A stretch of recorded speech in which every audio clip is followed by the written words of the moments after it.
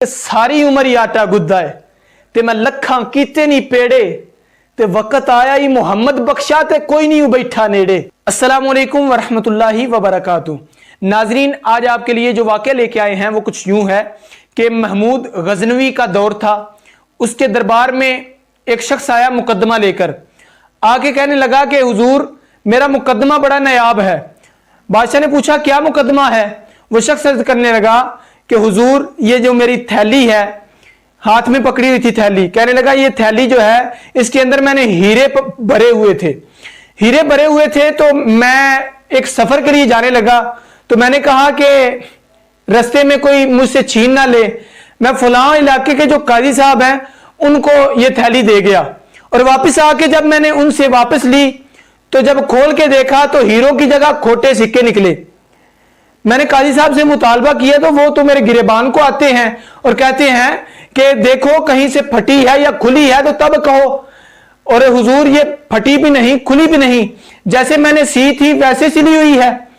लेकिन मैं अल्लाह और रसूल के नाम का हलफ उठाता हूं, इस बात में मैं हूं बिल्कुल सच्चा। बादशाह ने कहा कि ये थैली रख जाओ और चले जाओ, जब मैं बुलाऊंगा तब आना। और बादशाह ने अपने दरबारियों को कहा कि मैं 3 दिन के लिए सैर करने के लिए जा रहा हूं। मजलिस बर्खास्त कर दी और कहा कि कोई भी बाहर का बंदा दरबार के अहाते में दाखिल ना हो, सिर्फ मुलाजिमीन को इजाजत है और खादिमीन को इजाजत है, इसके अलावा कोई भी दाखिल ना हो। बादशाह ने जब सारा अहाता खाली हो गया, सारे दरबारी चले गए, अकेला हो गया बादशाह, तो उसने एक छुरी मंगवाई और जो तख्त पर पड़ा हुआ गद्दा था उसको फाड़ दिया और छुरी को जेब में रखा, और बादशाह महमूद गजनवी निकल गए। बादशाह निकल गए तो थोड़ी देर बाद जब खादिम सफाई करने के लिए आया, उसने देखा कि बादशाह के तख्त का गद्दा तो फटा हुआ है। उसने शोर मचा दिया कि यह क्या हो गया, अभी वो आएगा तो हम सबको मार डालेगा। सारे हैरान परेशान हो गए, सारे मुलाजिमीन इकट्ठे हो गए और आपस में बातें करने लगे, वो तो आते ही हमें लटका देगा। इतने में एक शख्स बोला और कहने लगा कि फिक्र ना करो, मैं एक ऐसे शख्स को जानता हूं कि वो ऐसा रफू करेगा कि फाड़ने वाले को भी पता नहीं चलेगा कि कहां से फटा था। तो बाकी मुलाजिमीन ने कहा कि हम एक एक महीने की तनख्वाह देते हैं, तुम उस आदमी को बुलवाओ। उस आदमी को बुलाया गया, उसका नाम था अहमद रफूगर। उस शख्स को जब बुलाया गया तो उसको गद्दा दिखाया गया कि ये ऐसा सीना है कि ये ना पता चले कि कहां से फटा था। वो कहने लगा फिक्र ही ना करो। तो उसने गद्दा सी दिया, अगले दिन ला के बिछा दिया। तीसरे दिन बादशाह आया और आके उसने जब देखा कि गद्दा तो सिला हुआ है, उसने मुलाजिमीन को बुलाया और कहा ये गद्दा किसने सिया है? वो कहने लगे क्या हुआ है बादशाह सलामत? तो बादशाह ने कहा कि ये बताओ कि गद्दा किसने सिया है, ये फटा हुआ था। वो कहने लगे फटा ही नहीं। बादशाह ने कहा बनोबत मैं खुद फाड़ के गया था, मैंने खुद इसको फाड़ा था। तो वो मुलाजिमीन कहने लगे कि हुजूर खुद फाड़ के गए थे तो फिर बताया क्यों नहीं? बादशाह ने कहा कि इसी वजह से नहीं बताया कि तुम खुद तहकीक कर लो। तो वो मुलाजिमीन कहने लगे कि हमने अहमद रफूगर से सुलवाया है। बादशाह ने कहा उसे बुलाओ। उसको बुलाया गया। जब अहमद रफूगर आया तो बादशाह ने पूछा ये गद्दा तुमने सिया है? वो कहने लगा कि हुजूर ये मुलाजिमीन आपके इकट्ठे होके आए थे और इन्होंने मुझे कहा था, मेरी कोई गलती नहीं। बादशाह ने कहा नहीं यार, तू बड़ा कारीगर है और तेरे हाथ में बड़ी सफाई है, मैंने खुद फाड़ा था लेकिन मुझे भी नहीं पता चल रहा कि ये कहां से फटा था। फिर उसने थैली दिखाई और कहा कि तुमने ये भी सी है? तो वो शख्स कहने लगा कि हुजूर हाँ, ये आपके ही गुलाम का कारनामा है। ये फलां इलाके के काजी साहब आए थे, उन्होंने इससे हीरे निकलवाए थे और इसमें खोटे सिक्के भरवाए थे और मुझे भी कुछ हिस्सा मिला था। तो बादशाह ने कहा कि चलो ठीक है। अब अहमद रफूगर को अंदर भेज दिया। बादशाह ने गवाह भी इकट्ठे कर लिए और सबूत भी इकट्ठे कर लिए और बाद में उसने काजी साहब को बुलवाया। काजी साहब को जब बुलाया और कहने लगा कि काजी साहब बंदे से गलती हो जाती है, इस शख्स का जो सारा सरमाया था वो यही हीरे थे, इसका कुछ नहीं रहा बाकी, इसको हीरे वापस कर दें। وہ کہنے لگا حضور آپ مجھ پر الزام لگا رہے ہیں، میری داڑھی دیکھیں، میرا جو ہے وہ علم دیکھیں، میں قاضی ہوں، مجھ پر آپ الزام لگا رہے ہیں، میں کیسے ایسا کام کر سکتا ہوں؟ بادشاہ نے کہا دیکھو میں اکیلے میں پوچھ رہا ہوں، تو یہاں مان لو تو بلائی ہے، یہاں توبہ کر لو تو رسوائی نہیں ہوگی، اگر میں نے بڑے دربار میں تم سے یہی پوچھ گچھ کی تو پھر تمہاری عزت نہیں رہے گی۔ وہ کہنے لگا نہیں، میں نے ایسا کام گھٹیا کیا ہی نہیں۔ تو بادشاہ نے بڑے دربار میں بلایا قاضی صاحب کو۔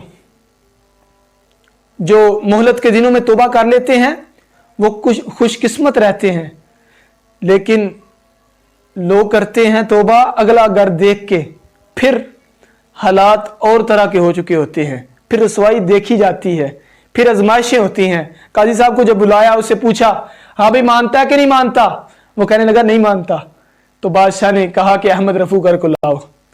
جب احمد رفوگر آیا، جب قاضی نے اس کو دیکھا تو بوڑھے قاضی کی ٹانگیں کانپنے لگی، اس کے الفاظ ٹوٹنے لگے، جملے بکھرنے لگے، اس کے لفظ زمین پہ گرنے لگے۔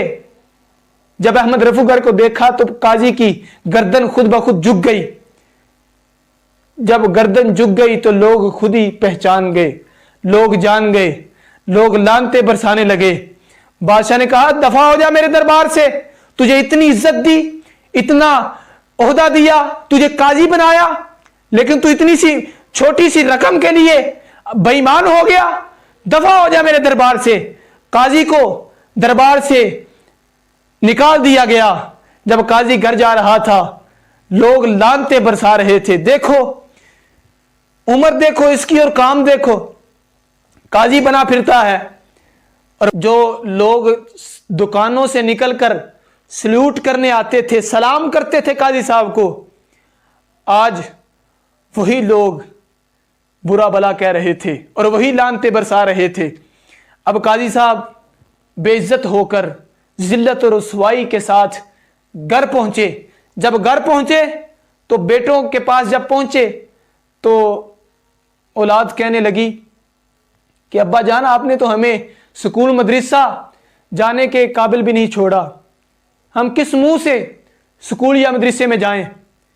قاضی صاحب کو وہاں سے جب یہ جواب ملا تو بیوی سے کچھ امید تھی، بیوی کے پاس جب گئے تو بیوی نے آگے سے کیا کہا؟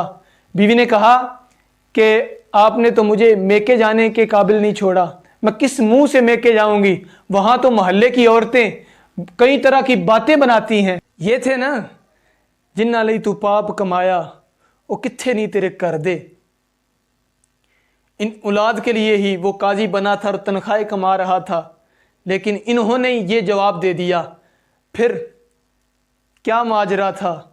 یہ کامیابیوں کے تو بڑے سربراہ ہوتے ہیں۔ کامیاب کوئی بندہ ہو جائے تو سارے کہتے ہیں کہ ہماری سپورٹ سے کامیاب ہوا ہے، سارے رشتہ دار کہتے ہیں کہ ہمارا پیچھے ہاتھ تھا، لیکن جب بندہ ناکام ہوتا ہے تو ناکامیاں یتیم ہوتی ہیں، ناکامیوں کا کوئی سربراہ نہیں ہوتا۔ دور شہرت میں تو کیا یاروں نے یاد بہت، لیکن کوئی نہ پہنچا کوچائے رسوائی تک۔ میاں صاحب فرماتے ہیں ساری عمر ہی آٹا گدا ہے تے میں لکھاں کیتے نہیں پیڑے، تے وقت آیا ہی محمد بخشا تے کوئی نہیں بیٹھا نیڑے۔ تو جب قاضی صاحب کو کہیں سے سپورٹ نہ ملی تو قاضی صاحب ذلت اور رسوائی کو سمیٹ کر کمرے میں چلے گئے، بستر پر لیٹ گئے۔ نہ کھانے کی بھوک لگی، نہ پانی کی پیاس لگی، نہ ہی نیند آئی، اتنی رسوائی تھی۔ جب صبح گھر والوں نے دروازہ کھولا تو قاضی صاحب کی روح پرواز کر چکی تھی۔ یہ ہے کہ پوری زندگی لگائی عزت کمانے میں، قاضی بننے میں، پھر ایک منٹ بھی نہ لگا کہ وہ ساری زندگی کی محنت ضائع ہو گئی اور وہ عزت ذلت میں بدل گئی۔ اس لیے کہتے ہیں کہ کامیابی حاصل کرنے کے لیے، عزت بنانے کے لیے ساری زندگی لگ جاتی ہے، اور اس کو ختم کرنے میں ایک لمحہ بھی نہیں لگتا۔ تو یہ عزت، یہ عہدہ، یہ وقار سب جاتا رہتا ہے۔ امام ابو نور رحمۃ اللہ تعالی علیہ فرماتے ہیں کہ یہ تو عدالت تھی محمود غزنوی کی، اور اس میں گواہ تھا احمد رفوگر، لیکن قیامت کے دن کسی دنیا دار کی عدالت نہیں ہوگی، وہاں عدالت رب ذوالجلال کی ہوگی، اور گواہی کوئی شخص نہیں دے گا، پھر گواہی ہاتھ پاؤں دیں گے، آزاد دیں گے۔ یہ ہاتھ کہیں گے کہ مولا یہ ہمارے ساتھ یہ گناہ کیا کرتا تھا، پاؤں کہیں گے کہ مولا ہمارے ساتھ چل کر یہ گناہوں کی طرف جایا کرتا تھا۔ تو ہمیں اس طرف غور کرنی چاہیے کہ معمولی سی کوتاہی بھی کبھی ذلت کا باعث بن جاتی ہے۔ اللہ تبارک و تعالیٰ سے دعا ہے کہ ہمیں ایسی کوتاہی نہ کرنے کی توفیق عطا فرمائے کہ ہماری عزت کو حرف آئے، اور مہلت کے دنوں میں توبہ کرنے کی توفیق عطا فرمائے۔ اللہ رسوائی سے بچائے، آمین بجاہ نبی الامین وصلی اللہ تعالی علیہ وسلم۔